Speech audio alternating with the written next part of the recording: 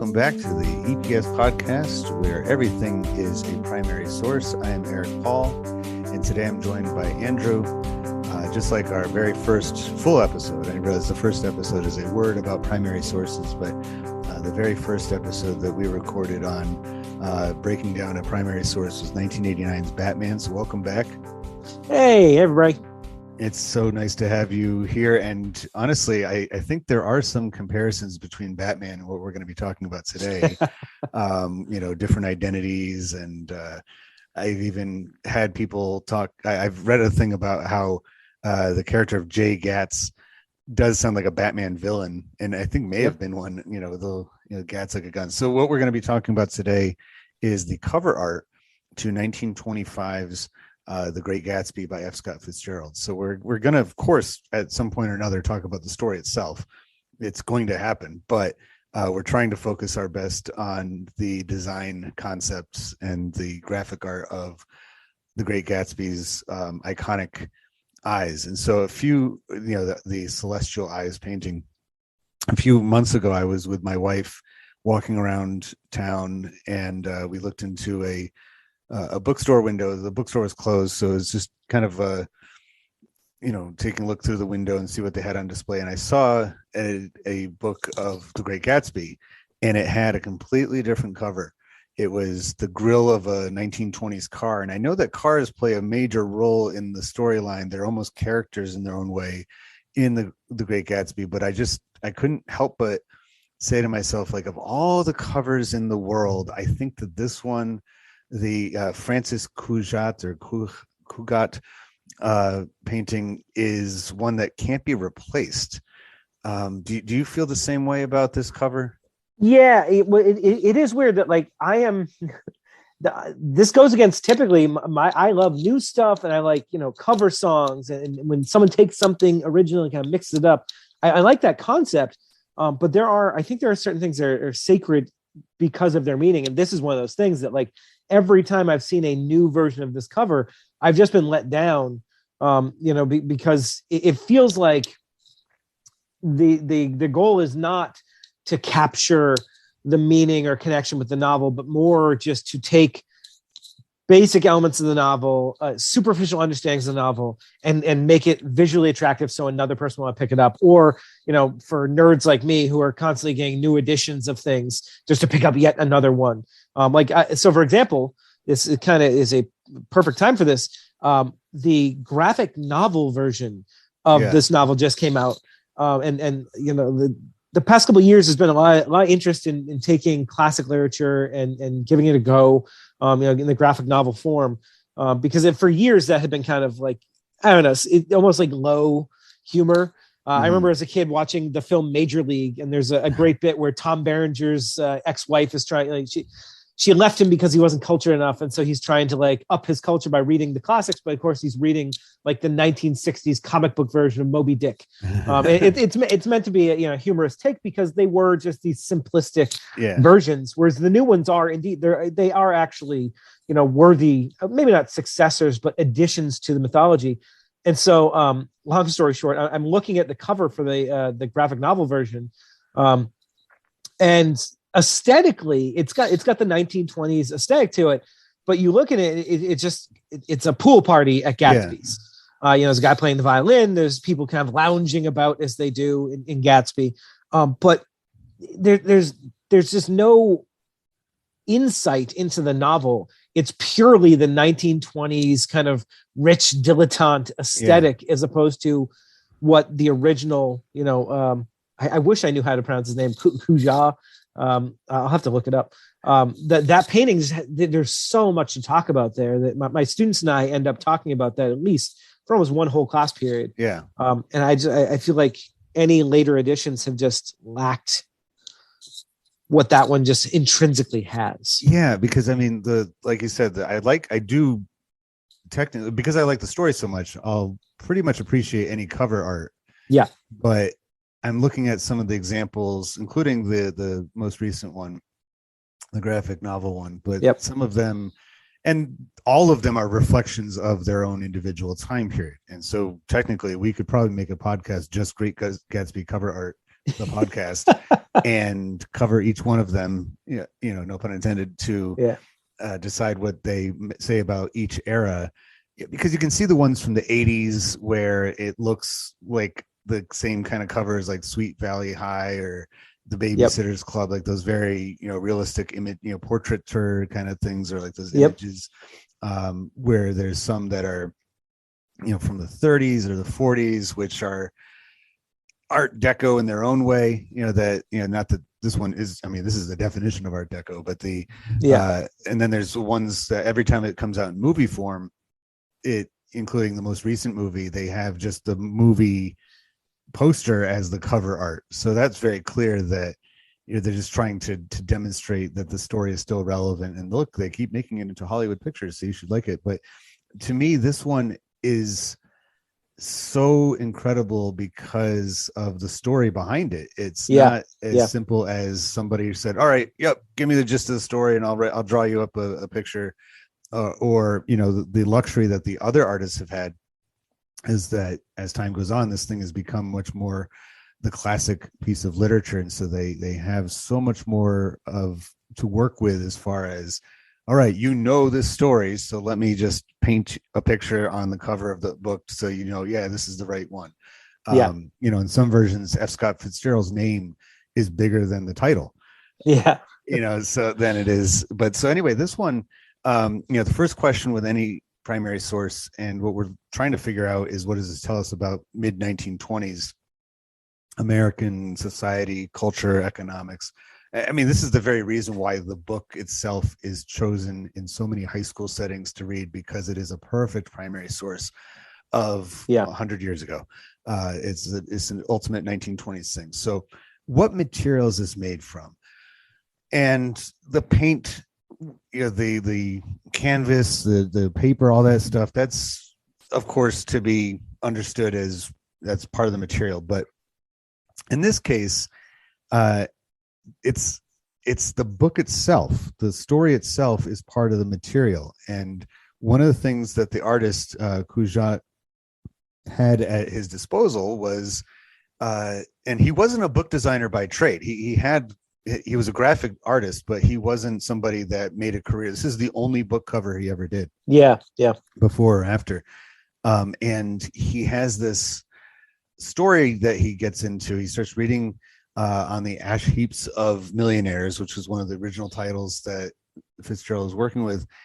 And he starts to paint elements of it. So it's definitely a woman's face hovering over a city skyline with the lights, and you can see what looks like a tear, but it's actually a green light, which is a major component of the story itself. And most people superficially just assume that this is a nod to and a very important component to the story, which is the aging weather-torn billboard of Dr. T.J. Eckelberg, which are two eyes looking through spectacles, the eyes of God. So if any high schoolers are listening to this as they're trying to read The Great Gatsby and get the meaning of it, we just kind of gave away the imagery. But there are some who believe, and actually it's pretty well stated, that Fitzgerald saw the early renditions of Celestial Eyes, and that's what actually put the billboard of Dr. T.J. Eckelberg into the book. Is that something you've heard as well? Yeah, that's you mentioned before we started recording that you try not to do too much research, so it's a genuine conversation. I try to do the same, but unfortunately, as I teach this novel every year, I'm constantly bringing this stuff up, and I've seen multiple sources where they talk about this, that the painting was created before the novel was finished, and that Fitzgerald, when he wrote this, he painstakingly wrote this and went through multiple drafts. And things changed, and it's pretty well confirmed that the art was done and he had previewed it, and then the book went through some changes. And of course, there's no Fitzgerald commentary, yes, I changed this because, but it does seem to be that the art itself reflected what the novel was, but the novel also kind of was shaped and reflected by this piece of art.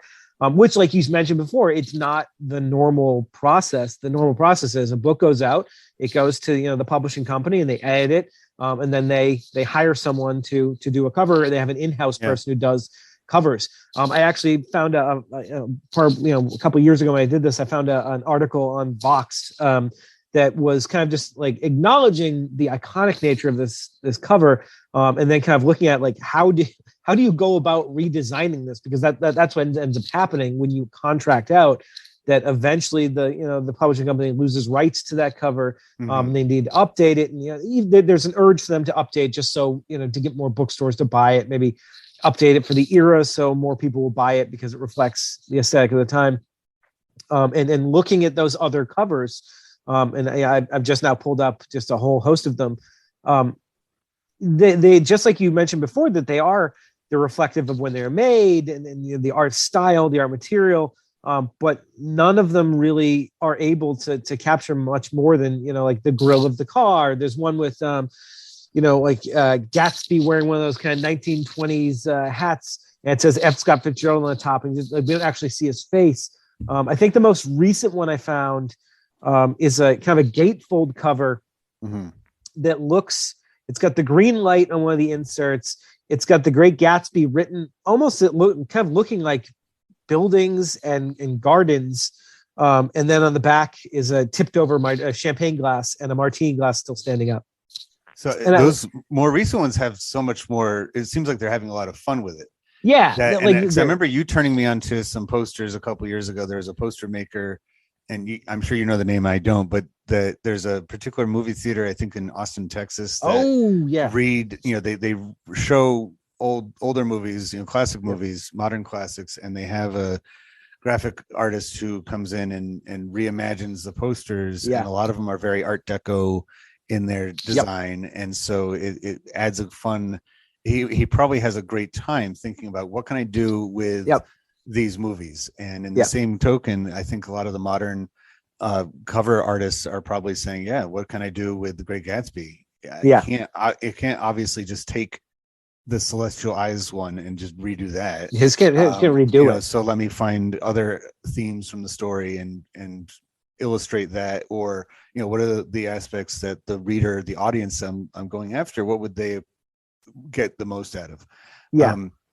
What all this tells me about 1920s America is just what a meeting place that time period was of so much media. That it was really the birth of the mass media as we know it. Certainly. You have, because both the author and the illustrator were born within just a few years of each other. So they're in the same exact generation. They're from two totally different backgrounds. Fitzgerald is American, whereas Cugat is Spanish, and had moved around quite a bit in his early life and settled down in New York right around the same time that Fitzgerald did. To get into this world, but such an arrival, such a nexus almost of everything from visual arts, from still images when it comes to paintings or portraiture. Motion pictures were on the rise and they were developing. And you have in this case writers who are, and so much of this is a direct impact of the First World War. Certainly comes into the story itself, but this lost generation artists and writers and illustrators and just everybody there, but also the fact that the United States, our entire economy, unlike most of Western Europe, was largely intact after the First World War. There was some reorganization going on, but it was really unlike that of Britain and France and definitely Germany, not suffering and not reeling to the same degree as those. And so the United States was ready to really open up this new age. And that's where we're all here. So you have basically a story underway. He gets inspired by it. He starts painting this painting inspired by the story, which then reverses itself, and the rest of the rewrites get inspired by. I mean, talk about just, it's like holding up two mirrors to each other. Just endless supply of stuff, and that really that paints a picture of the time period. Now, who likely made it, and we know who made it. It was, like I said, it was Francisco Cugat. I'm sure I'm not saying it right. He's Spanish, so I'm making that the G sound, not quite a hard G the same way. Maxwell Perkins was the publisher of the book, and he had a number of, he's just as symbolic of the time period as the writers that he worked with, and he referred to this as a masterpiece for the book in a letter to Fitzgerald. And the maker's status in society. We can answer this one at the same time and see what it tells us. Yeah. So Cugat was a graphic artist. He was a portrait painter. He came from a very creative family in Spain. He had moved around some. He had gone from Spain to Cuba in 1903, worked as a portrait artist in Paris, in South America, and Cuba, so very well traveled. He moves to the United States in early 1920, around 1920, and is recognized for his talents in Chicago. And there he was painting opera cards for the Chicago opera houses and so forth. And then he eventually works his way over to New York, where he starts his work with the graphic design for things like some early films. Eventually, he moves out to Hollywood. So actually in 1925, right after The Great Gatsby comes out, he moves out to Hollywood. And by the 1940s, he has become a consultant with a lot of the, well, even before that, throughout the 20s, he had done some work for doing set design for a lot of movies, and especially ones that were set in South America or in Spain. So he had a particular eye for detail when it came to how those should look. But I would say that somebody who is in the visual arts definitely was having an elevated status throughout the 1920s. That if you had a talent for being able to put images out there, make them look exciting and vibrant and eye-catching, this was definitely an age for you. So the 1920s were all about being seen and being recognized, being seen. And as somebody such as yourself who works so much with visual arts, do you seem to trace, again, I mean, I'm just full of puns that I don't even mean to trace the drawing and the painting arts and just basically graphic design? Would you say the 20s is kind of like the birth of that era? Yeah. So, I mean, I think it's the birth of the way we look at it. Sure. I think the graphic design, I mean, you could argue, I mean, we could do a whole other podcast where we talk about the kind of the origin of graphic design. I teach a class about comic books and graphic storytelling, and we talk about kind of, yes, you can look at the comic strips of the 1890s or so, and then all the way through the 1920s, and talk about, oh, that's the origin of comics.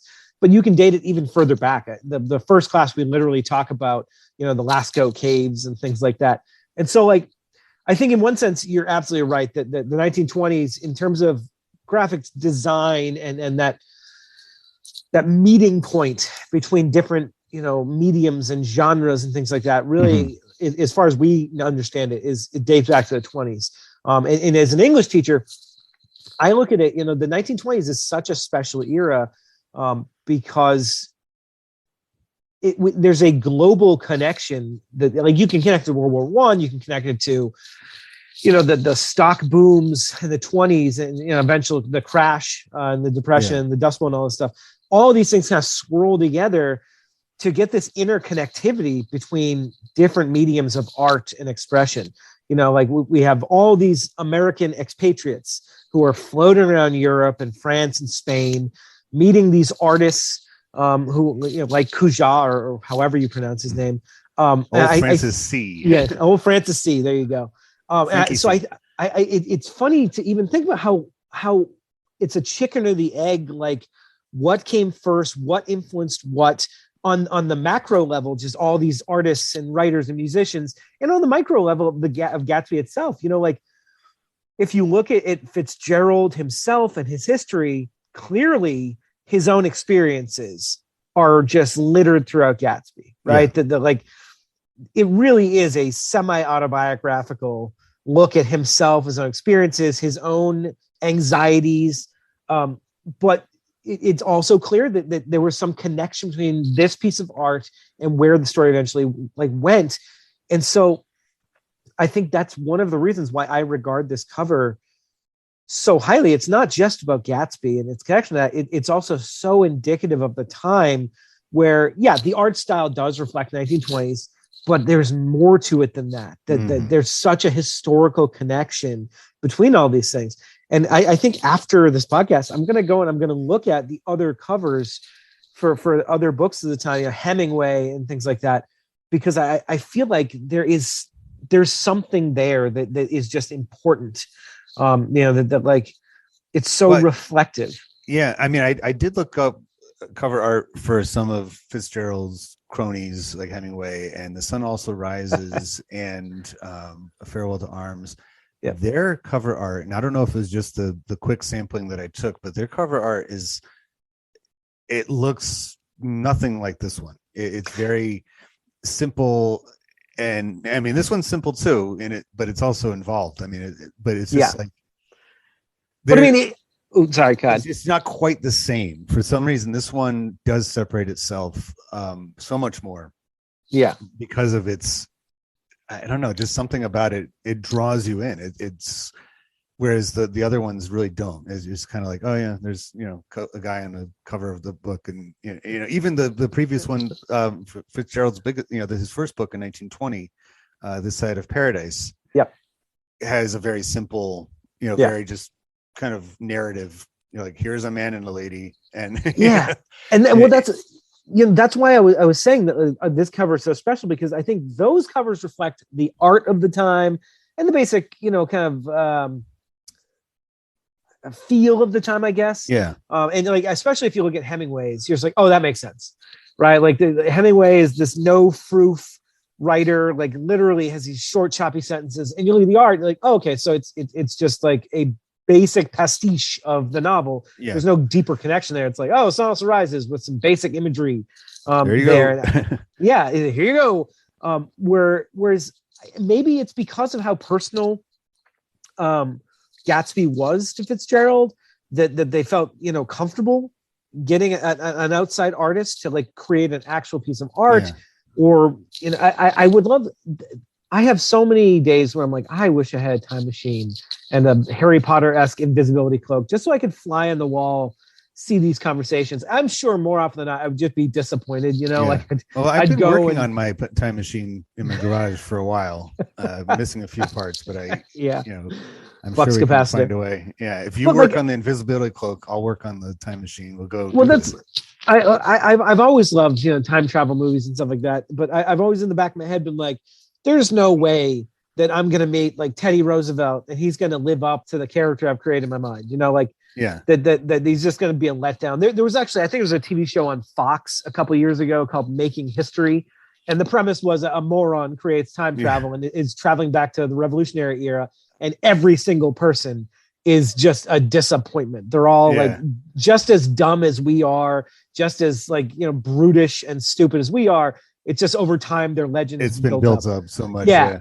Well, I think about with this one specifically though, the Woody Allen movie Midnight in Paris really does actually go directly towards this, because you have a character that is just he's bored and he's a writer and he's like, I wish I could live in a time, and he goes back to the 20s. And meets these expatriate writers, and he's excited to be there. And they're all saying, "Oh God, I wish I could go back to 30 years before and see what things were like back in the 1890s." That's when this city was coming alive, and that's when our craft was at its height. And it's that idea. I mean, look at the last words in The Great Gatsby. Yeah, I mean, that says it all right there. Is that we're always looking back to previous time periods for inspiration. And we can't just let go of the past. Like it's all about the past. So maybe you and I here almost 100 years later are heeding his words exactly, be like, Oh, yeah, this certainly. is the only book cover that matters. All the other ones are garbage. This one, well, not garbage, but this one is the book cover. Yeah. But And I then, mean, I think that's part of the answer to the next question. Why did they make it? yeah. I think they knew how special this story was before it went into press. And that's why this special care went into, you have this very well recognized and respected graphic artist, this painter, comes in and makes this one. It's it's almost as if you asked, I don't know if I want to put him at the same level as Michelangelo, but how many cathedral walls was he painting? He just the one, because Yeah. he's like, this one's special. But ultimately the reason why they made it was to help sell it. Right. Yeah. They wanted to sell the book, that it wasn't just, one day a bunch of high school kids are going to have to read this, and we want to make it look, Class it up. so they don't lose it, right? Yeah. So they can tell the difference between this one and the other books that they have to read. This was about sales. It was all about selling it, which I tried to find the numbers, and it looked like right after it came out, somewhere by the end of the decade, it was close to 3.7 million copies of The Great Gatsby sold. Yeah. So what does that tell you about the 1920s, that they would be willing to go to such lengths of hiring a professional artist to make this cover art? What does that tell you about the book market in that time period? Well, so like, I have a bunch of things to say. Number one, going back just briefly to our talk about time travel, and that just basic human desire to look backwards more fondly maybe than we should. I think that is one of the reasons why this cover art is so iconic. That's clearly a big part of the book. But looking at the cover art itself, it's somehow like, I know when it came out, but even when it came out, it had that aesthetic of looking back with fondness, almost through like, tear-covered eyes, that everything's kind of watery, and then there's a fondness to it, but there's also a message there. And so, I look at, I think if I recall correctly, Gatsby wasn't a runaway success when it was first published. That, it was a tougher sell for people, with there's a murder and there's crime and things like that, which were not in vogue at the time. And so, like, looking at how many it eventually sold, its resurgence, I think that it speaks to a couple things. Number one, that we were a much more literate society. I think because there weren't as many, avenues for entertainment as there are now. I really, because I'm a comic book fan, I think I hear more of this, that I think that the public perception is, oh, these creators, they're these, fat cats who they sold a book and they're just top of the game, whatever. But it's so much harder now for a single writer of whatever, or artist to make a mark, because there are so many more avenues. Like social media alone. My Instagram, I have the usual family and friends up there, but most of my Instagram is just artists I like. And a lot of them don't even really work in comics all that much. They just put their stuff on social media, and they get a buzz going, and then they sell it on their websites, which is it's a great way to make money. That's awesome. But like, I think that you look back at Fitzgerald's era, and I think part of those book sales numbers speak to kind of the desire for our culture to be entertained, as well as this. There were movies, but they weren't nearly as revered or ubiquitous as they are now. And movies find themselves in the book briefly. They mention about in the hottest day of the year going to see a movie and just escaping the heat, and they poo-poo that idea, but it's almost like a novelty to them. Right. Well, I mean, it's an acknowledgement that was an option. That there was, exactly. A way to be entertained other than just it's either reading or nothing. But we can use this to because I think it goes hand in hand. And one of the other questions is, who is the intended audience? And you mentioned this. There was a growing readership. I looked at some numbers, because I find that books in particular, newspapers, circulation of any kind of printed material, text, has to acknowledge that people can read. Because those are the two things that you need one of the two things that you need in order to have a book industry or any kind of print culture is to have a population that can read and has the time to read and has the money to read as well. Right. In this case, to buy the book instead of just Yep. going to the library and hoping that there are 1 or 2 copies is available. So in 1910, 8% of the population above the age of 10 was illiterate. So 92% of teenagers and adults were literate. And then by 1930, there's only 4% of the population is illiterate. So it's gone up to 96%, thanks mostly to this book, I imagine. Everybody learned to read, around reading Gatsby. But I think that what all this says, like you've mentioned already about the time period, is that people had more time and they had more money. And this all goes back to a number of things, including continuous automation of the society, electricity. I mean, there's electricity on this book cover. You can see that electric light just glowing, and electric light also extended the daytime and your ability to read. So, reading hours weren't just up until when the sun went down. The pattern of people's days was changing quite a bit. I tell my students as a history teacher, I say, whenever I introduce the 1920s to them, I always point out, I said, if you went again back in time with the time machine I'm working on and found yourself in the 1920s, you would probably get along okay.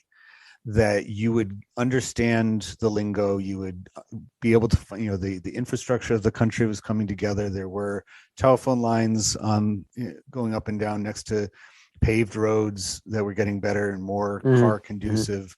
There was the subway systems and the train systems had been around for a long time. All this would be very familiar to us, not to mention the music, the jokes, the senses of humor. All these things were very much the origin. The 20s were the first modern era, really. And but it still shows us that books factored in as a major player in people's entertainment and interests, that they weren't just content with having a screen on, because if you wanted to watch a screen, you had to go somewhere to do that. Very few people had their own movie theaters in their house. Only the ultra rich, only the Buchanan types might have something like that, a screening room in their house. So is that something that you also read from the fact that they made it to sell, so that you would pick Gatsby and not another book, on the same, whatever other Fitzgerald or on the letter F section? That's another thing too. I wonder if bookstores, if they've, because they don't organize themselves the same way as a library.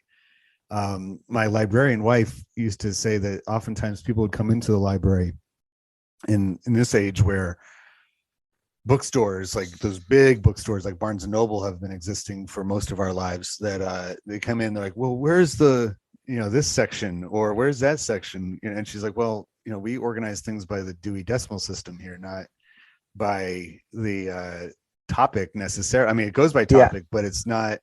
Whereas bookstores, they tend to have, like, they have those tables, or they set up special, and libraries do that too. And I'm sure libraries do that as a reaction to bookstores, as a way to, they set up their special display areas so that to replicate the experience. But ultimately, the stacks of books all around the library are not organized the same way that a bookstore would be.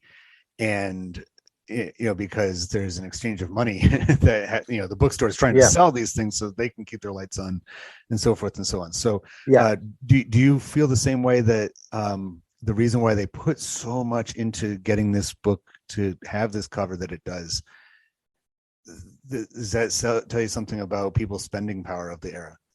Yeah. So, I mean, like you said, if being a student of history, you can never acknowledge there's never one, it's 1,000 different. And so I think that the part of it is the money, the time. I think a big part of it is, like I talk about my students, that the kind of driving thrust behind Romanticism was this idea of escapist literature, getting out of these crowded, dirty cities that came up out of the Age of Reason, out into the wilderness, to romantic lives they just couldn't afford to, or didn't have the ability to live. That we're kind of distant from reality. And so I look at the 1920s, and you've got a culture with all this time on their hands, all this money kind of flowing in. You've got greater literacy, but you've also got a time where people are looking to be entertained, and people are also looking to maybe distance themselves from the realities of World War One, and some of the kind of the dirty edges of that boom era. And so I think all of these things kind of swirl together to create such a demand for entertainment, for media, for distractions, for ways to escape the mundane. Look at the Great Depression. Look at the obsession with celebrity, and lurid criminal tales during the late 20s and early 30s. Like John Dillinger was a direct, was directly affected by this, and the perception of him and Bonnie and Clyde and all these people was directly affected by the downtrodden nature of America and the need for those good stories, and also to some extent the need for newspapers to sensationalize those and create heroes out of just bad people. And I think that's that desire to be entertained and have a story. I don't want to be self-centered, but I think it is uniquely American to just that desire to have a story. Like what is going on there? I mean, that's one of the themes of Gatsby itself. Yeah. Between the two eggs, that the West egg is the Americans, it's the Midwesterners, it's the people that, made America the way that it had by that point. And the East eggs are all the old money. They're the English infused society. They're basically the old world. And you're absolutely right about that. I think that it's and this particular painting, Celestial Eyes, has so much. I think it has a lot more of a relationship in that, you mentioned about how by the 30s people were looking for stories in their newspapers about these larger than life figures, or making them larger than life because of their media exposure. And isn't that really, I mean, this book and just the way that it's portrayed and the way it communicates itself just by its cover art makes it difficult to distinguish between fact and fiction. That it looks like, and the story itself could easily find itself in the sensational newspapers of the era into the 1930s. And so it's almost like, I mean, that's one of the commentaries that Fitzgerald makes with the book, but by having such the cover art that it does, that informed his story potentially, and his story informing and influencing so many other people's understandings of things. It's like a cycle. It just really is very cyclical in the way it all works out, which corresponds and correlates perfectly with the growing mass media of, the 20s and the 30s. I mean, the 30s, it was a Great Depression era, but it didn't slow down. My last podcast was about episode was about a movie that came out at the end of the 1930s, and there's a reason why it's the golden age of Hollywood. It was the mass media, particularly the visual media, was becoming so in high demand and therefore in high supply, and people were just finding the differentiation between fact and fiction that much harder to do a lot of times. So this is a very iconic of the era item, and I'm glad that we're talking about it so deeply. The next one is, what ideas or behavior does this convey? And with visual art like a painting, that is what they're trying to do, is convey a lot of messages in one piece of artwork. So in this case, it's a painting of a woman's eyes. Inside of her eyes are two female nudes in poses. And so it's, and that's something that definitely like a subliminal message sent by the painter that says so much right there. But then like I mentioned before about the way that it has elements of the story, like the green light, the green light of envy is also a tear. Are these Daisy's eyes? And by extension, is this Zelda? So this is like the original Legend of Zelda, is this painting. Do you think that the artist was trying to paint a specific character from the story, or was he just taking the look of a woman's face from the era and superimposing it over the city? I think the answer is somewhere in between. So like, I think part of it is the aesthetic, the flapper girl. That it's this beautiful yet ultimately empty woman. Whether that be Zelda or I unfortunately I can't think of the woman that it's just failing me because of the hour, I guess. The woman that Fitzgerald was originally obsessed with.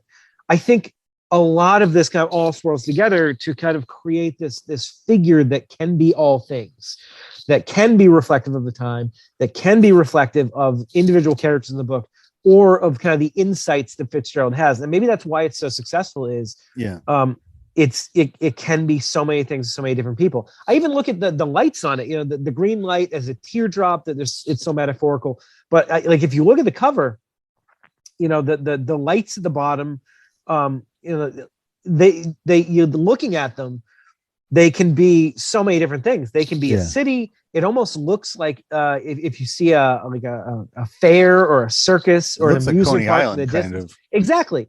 And so like you can read into it what you want, right? Is it this, like mirage-like illusion of a beautiful city unfolding before you? Is it this amusement park for adults? Or is it something slightly more sinister? There's lots of reds and yellows in there, which are typically seen as not comforting colors. Some of the early drafts have much more of like a doom and gloom look to it, like a Valley of the Ashes kind of look to it. Yeah, and I think that he's like, well, I don't necessarily have to draw, paint that. I can paint.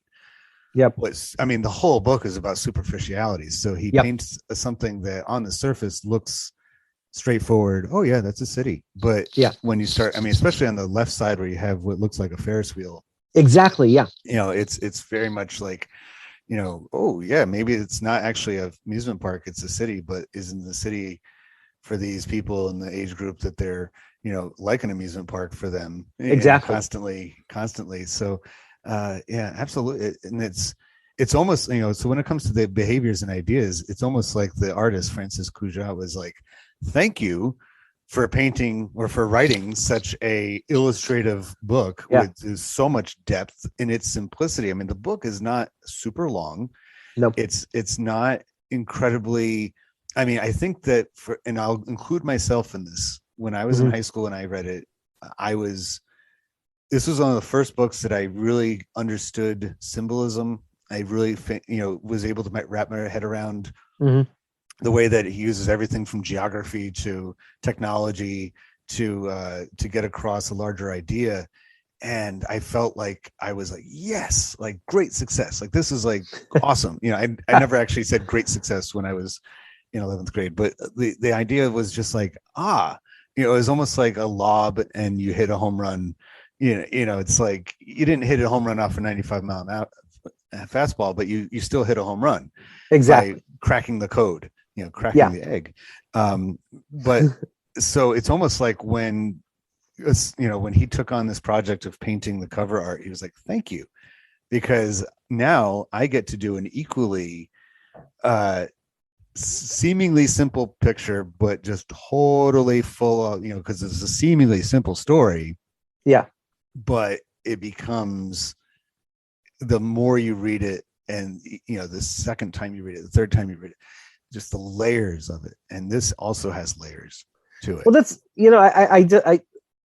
in schools and public education, we're always talking about, how to innovate, how to grow with the times, what should we leave behind, what should we hang on to.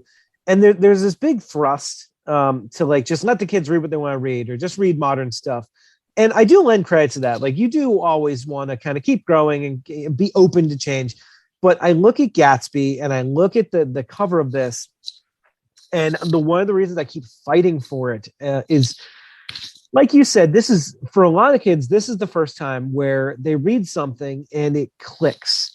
Maybe not because they identify with Gatsby or they identify with any characters in there, but it's such a perfect application of what literature can be, where it doesn't need to be, as much as I love Moby Dick, it doesn't need to be 400 pages of omniscient narrator giving me the history of every single island we pass by. Mhm. and kind of beating me over the head. I love Moby Dick, but you look at Gatsby and it's almost frustrating because I know it was not effortless, that he poured in so much of his soul into the drafts of this, but it feels effortless. Like watching, I go back and watch some of the old musicals, Bing Crosby and those guys, Yeah. and see them sing and dance, and it almost feels like a camera just happened to be on Right. when this effortless thing happened. And that's the feeling I get when I read Gatsby, and even like look at the cover, that culturally it's so significant because it feels so much more effortless, and that it has so many layers and so many ways to look at it and so many things you can talk about it. And I'm sure part of that is just who Fitzgerald was, and knowing his history just adds depth to Yeah. it. But nothing, not nothing. I want to be careful not to be a cranky old man, but so little of what comes out now takes a lesson from that. That either you're beat over the head with symbolism or metaphor, or it is just superficial storytelling where things happen. I do some creative writing in my classes, particularly my comic book class. And I talk about how so many writers get stuck in this trap of, and then, Yeah. like something cool happens, and then this happens, and then this happens, and then this happens. And there's no connective tissue between it. Whereas like what you're saying with Gatsby, everything swirls together into to something more. There's so much depth to it. I think that speaks to the art as well. And Maybe the because connective of the tissue art. and it's funny because this painting is part of that connective tissue, and Exactly. it's interesting because there's no tissue visible, right? I Yeah. mean, you don't see actual skin on this. As far as the face itself is not connected to anything. But I mean, what a perfect thing for man, it just hit me actually looking at this. I'm like, so you're first encountered with a face, and Yeah. what's behind a face in the human anatomy is the brain. And so it's almost empty. like the book itself is the brain, Yeah. and the face is just holding it all in, and just as soon as Exactly. you open up the cover, you're like, welcome to my mind. This is Yeah. everything that's been going on. And he definitely was. I mean, this is 1920s pop culture, and as far as like which contributed to the writing of the book, because it's set in the 20s, it's not set in any other time period. It's real time. I think it was in 1922 that the story takes place, and then the book, he writes it and then published in 25, so it's contemporary. Yeah, it is pop culture, and I don't think he had any illusions, and that includes why this particular designer was asked to paint it, that it was going to become popular. He went with a big time publisher to get this done. And just to backtrack to, I mean, there's really no order to the questions, but I just want to bring this one up. Where was it made? It was made entirely in New York, and it's about New York. The 20s equals New York. I mean, New York is the centerpiece of, you can't get any further east than New York, but it's the centerpiece of the whole country. And it just epitomizes the 20s so much. And the other part is what locations are associated with this source, and it's nationwide. Everyone around the country, around the world, had access to this almost immediately. And a couple of things that tells us, one, New York City, our understanding of New York City as being this center of the Western world, the new Rome, is something that really didn't start taking shape until about 100 years before this book came out. That around the time of the end of the Revolutionary War and into the early 19th century, Philadelphia was the bigger city. Philadelphia had a lot more sway. That's why Philadelphia served as the capital. Well, New York did for a time too, but it was the building of the Erie Canal that really transformed New York into becoming 100, well before 100 years later, but by 100 years later, that's why the financial capital of the country was at the mouth, the meeting place between Atlantic Ocean and the Great Lakes was by way of the canal. That's where the money exchanged, and that's what a perfect place to have a publishing industry, because the books are going to be written, and even if they're not written in New York itself, but this one was, even if they're not, New York isn't the actual setting, but they're going to be edited, they're going to be published, they're going to have all the marketing coming out of New York, and then it is just going to explode out to the rest of the country. And it can only do that with a growing road network and infrastructure. Yep. So you have, the canal days had long since been gone by. The railroads were still very much prominent. I mean, that's something, one of the greatest achievements of the Transcontinental Railroad completion 50 some odd years before was that it connected the country culturally, that you could read a book in San Francisco that came from New York and get the same ideas as somebody else. It wasn't something like you had only regional books and things like that. And so people started to, like I said before, understand the same language, talk, the same way, have references. You and I are making this podcast about this particular book cover, and it's not going to be just somebody close by that knows of it. It's world over has had access to this. So it really, the reason that it was even made in the first place in New York, and the fact that it got such widespread distribution because of it, says so much about the growing network of roads and railroads that the 1920s, I mean,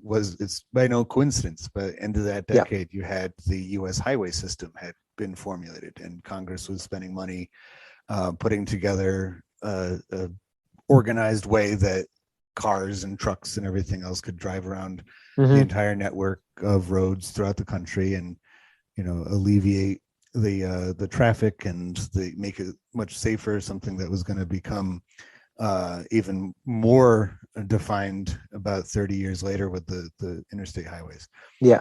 I went off the deep end there, but just to bring it home. So anyway, cars do play a role in the Great Gatsby too. So, so the last question is this prescriptive, as in, is it trying to make you think a certain way or do something, or is it descriptive? And for this particular piece of artwork, I think we've mentioned it a few times, but it's definitely both, because well, with any kind of marketing, you want somebody to think a certain way, and they literally want you to judge a book by its cover. I mean, that's the idea. Exactly. Here. If they didn't want you to know anything about what was in the book, they would just leave the cover blank. The dust jacket would be torn off. They wouldn't even just bother with it. So it is prescriptive in that we want you to be drawn into this book. You want to read it so that the cover will make sense. But do you think it is in fact descriptive as well? I mean, it's a modern art piece, so it's not easy to crack. It's not like some of the other cover arts where it's like, here's the Great Gatsby is standing next to an automobile. Like, well, that's like one of the elements to the boom in literacy and literature are pulp novels. The early 1910s through 1920s, which for a lot of Americans, it was seen as low entertainment. Though if you go and read some of those, it's not low. I mean, the subject material is in often cases low entertainment, but the writing, Edgar Rice Burroughs, it's where he got his start. The majority of his novels kind of fall into that pulp kind of genre. But if you look at the covers to those, a lot of them they're crass. They're designed to be just like attract people because it's got beautiful women and dangerous scenarios and stuff like that. Whereas Gatsby, it is both. It reflects both sides of that, because there was such a connection between artist and material and writer, and kind of that flow back and forth, that it works as a way to kind of look into the novel and be reflective of that, but also kind of to almost, I feels like, control where the novel went, and interact with the reader themselves. And that's all great art. That's what it does.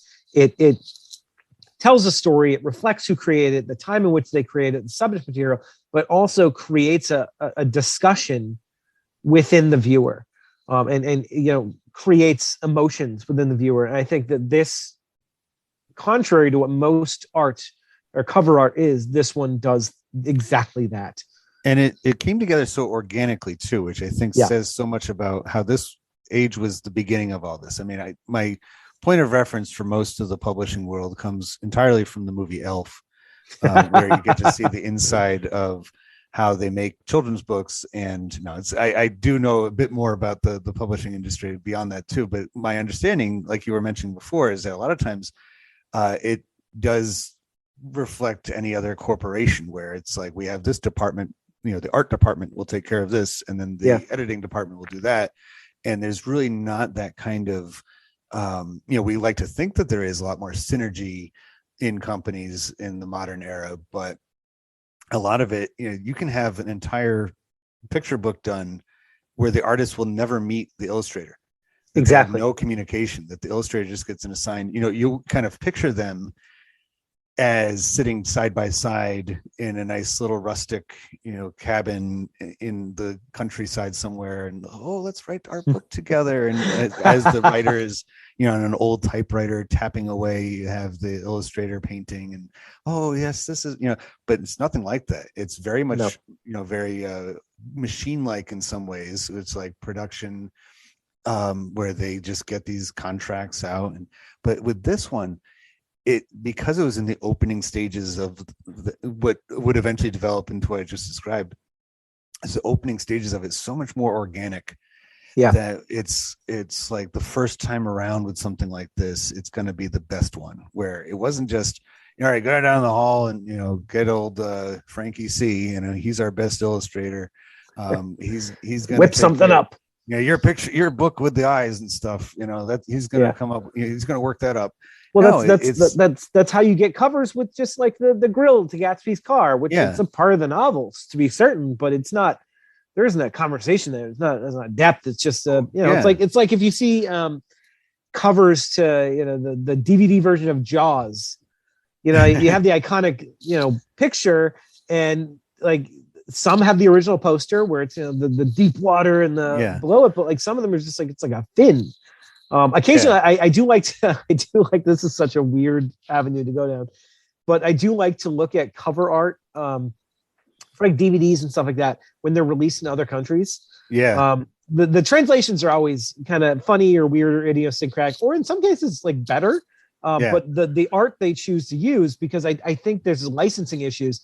The art they choose to use is not always the art that is on the American or Western world versions, and sometimes there's some brilliance there, but other times it really is just like we took an element of it and we just slapped it on the box. I mean, I'm gonna give a shout out to one of my favorite YouTubers, a guy named Minty, who does he does his top 10 things you didn't know about, and he usually does movies. And one of the regular feature that he'll do is he'll bring up posters of or DVD covers from the international. Most of the movies he reviews are from the United States, and so he'll show what it looked like when it came out in Japan, or how it came out in Germany and Italy, and some of them, like you said, sometimes it's better. Other times he'll point out, he's like, I don't know why they're focusing on this particular character or element and making that the centerpiece of the painting, but again, that's a primary source of that time and place. That the audiences in that country in that time period were maybe more interested in whatever character from Uncle Buck that they chose to make as the center. Macaulay Culkin becomes the star of Uncle Buck. Well, they did that for My Girl. They certainly did, in a big way, and I can't believe that has come up into my podcast more than a couple times already. But yeah, they really, the way they marketed that movie was coming off of Home Alone. They're like, well, this is basically another Macaulay Culkin movie, even though he's not the main character. He's an important character, but he's not the main one. He's much more of a plot device than anything else. Going back to the book covers, though, we were talking about this, and I've seen, so there's a famous set of photographs. I mean, he wrote his own book called How the Other Half Lives, Jacob Riis.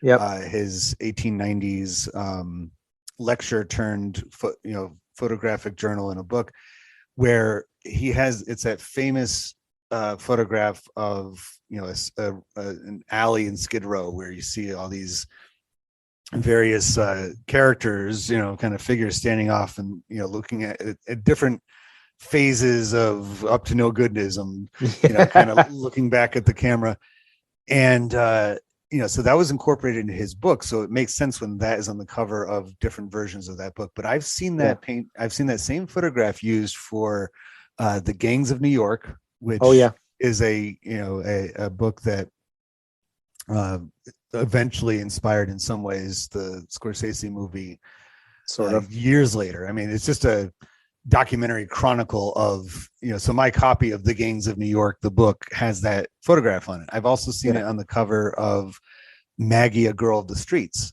Yes.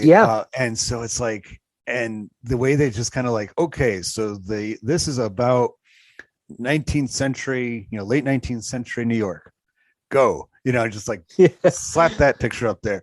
And there's really no, if the fact that you can take the same photograph and use it interchangeably between titles just kind of shows how disconnected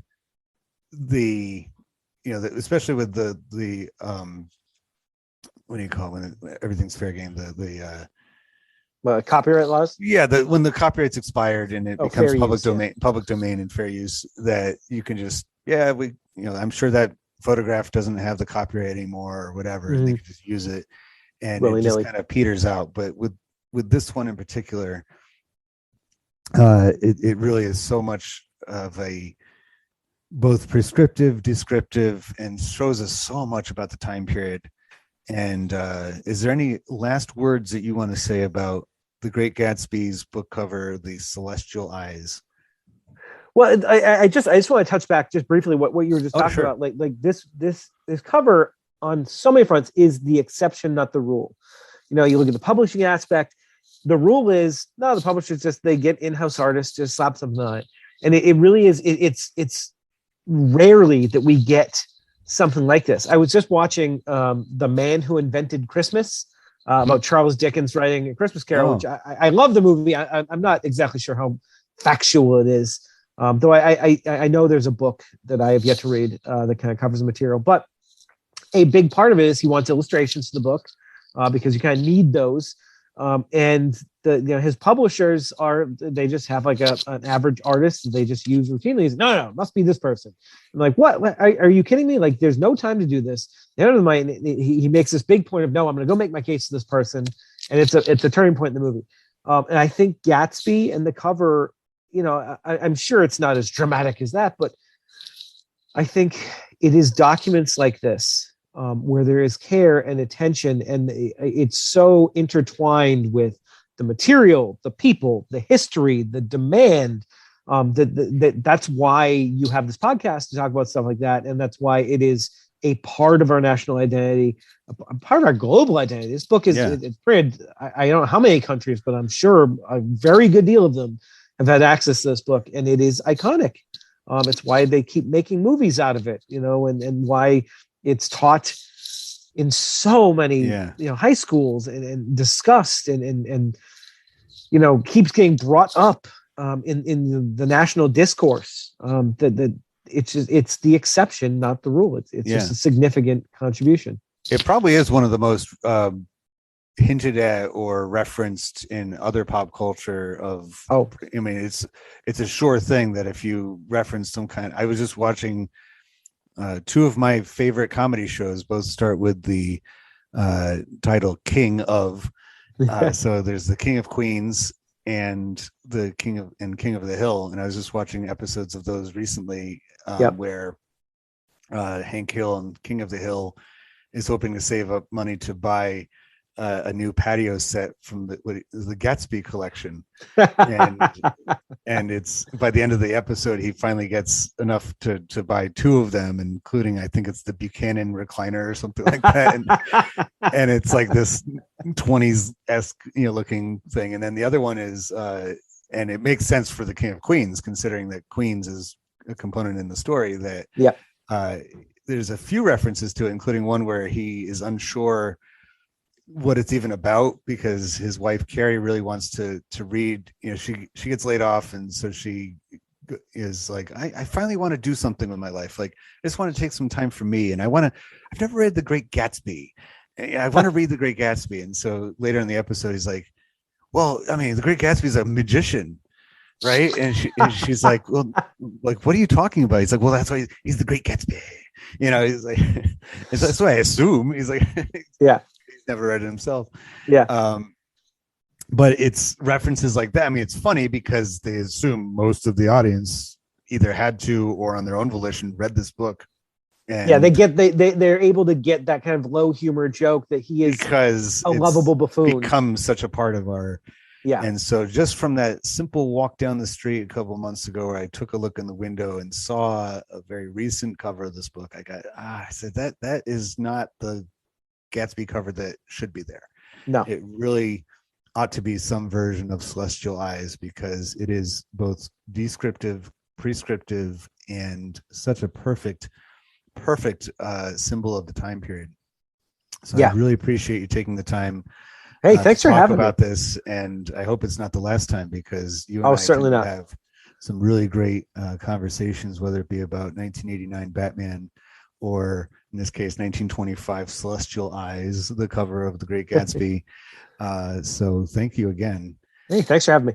And for everyone listening, please check us out on all the major platforms, including Instagram, Facebook, Patreon.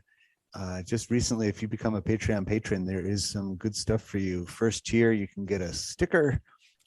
Second tier, you can offer up ideas about what you'd like to have us analyze on the show. And third tier, not only is there a t-shirt involved in that, but also you can be a guest commentator. And that's something that I find is especially helpful because these are just great conversations that you and I would already have. Yeah. But we might as well put a microphone in front of us and see how it goes. So thank you for joining us on the EPS podcast, where everything, including the 1925 cover of The Great Gatsby, is a primary source. We'll talk to you next time.